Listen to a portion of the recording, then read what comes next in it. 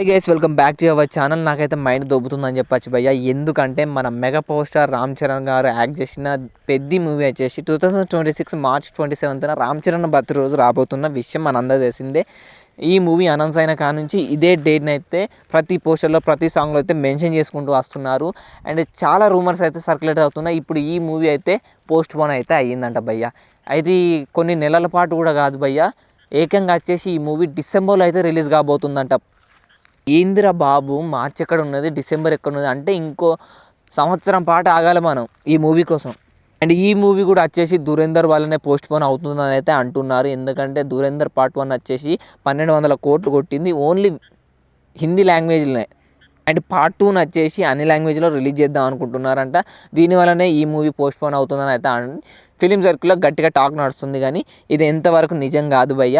Paradise movie కూడా post phone అవుతుంది. And Yash గారి టాక్సిక్ మూవీ కూడా పోస్ట్ పోన్ అవుతుందని అయితే అంటున్నారు. కానీ పెద్ద మూవీ అయితే పోస్ట్ పోన్ కాదు భయ్య, ఇది జస్ట్ రూమర్సే. రీసెంట్గానే ఏఆర్ రెహమాన్ గారి బర్త్డే రోజు కూడా పోస్టర్ రిలీజ్ చేసినప్పుడు కింద మెన్షన్ చేశారు మళ్ళీ మూవీ వచ్చేసి 2026 మార్చ్ 27నే రిలీజ్ కాబోతుందని. ఖచ్చితంగా ఇది ఫేక్ న్యూసే భయ్య, ఇది జస్ట్ రూమరే. అండ్ ఎంతమంది పెద్ద మూవీ కోసం ఈగర్గా వెయిట్ చేస్తున్నారో వీడియో కింద కామెంట్ చేయండి.